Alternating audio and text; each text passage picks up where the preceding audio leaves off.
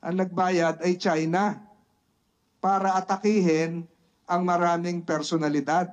Mismong Chinese Embassy umano ang nagbayad ng halos 1 milyong piso sa isang marketing solutions company sa Pilipinas noong 2023 para mag-operate ng troll farm o keyboard warriors.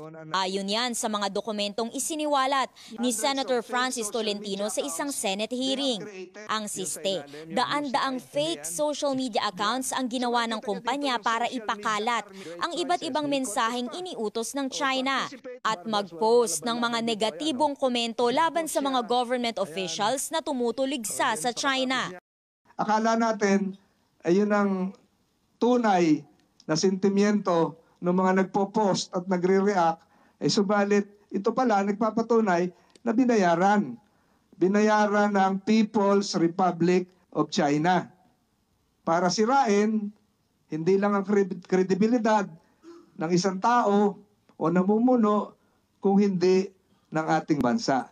Ipinagmalaki pa raw ng kumpanya sa accomplishment report nito na higit 50,000 na ang followers ng troll accounts nito. Sinisikap ng Newswatch Plus na kunin ang panig ng Chinese Embassy pati na ng private company.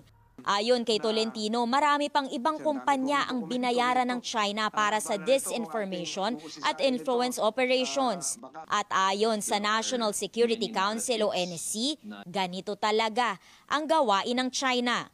Ang labanan po kasi ngayon, Mr. Chairman, is a public opinion. It is part and parcel of what they call as United Front work.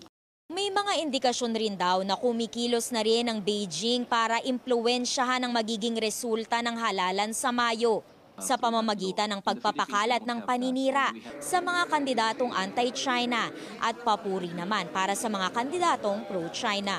Ang napapansin kasi namin, when there are statements coming from the Beijing, they are amplified by local proxies here in the Philippines. So kung ano yung script na nanggagaling sa Beijing, yun din naman ang sinasabi nila dito sa Pilipinas. Ayon sa National Security Council, may hawak itong listahan ng mga local proxy. Kabilang na ang nasa 10 social media influencers na kasabwat umano ng China. Kaugnay naman ang isiniwalat ni Senator Francis Tolentino na kumpanyang binayaran umano ng China para mag-operate ng troll farm. Iimbestigahan daw yan ng National Bureau of Investigation. Nanawagan rin ang intelligence and security officials sa Commission on Elections na aksyonan ang posibleng campaign violations ng mga taong tumutulong sa China na impluwensyahan ng halalan.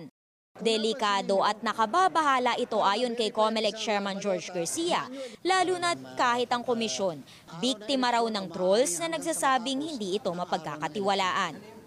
Sana po wag natin kagad basta paniniwalaan ang lahat ng nakikita natin, lalo na po sa social media.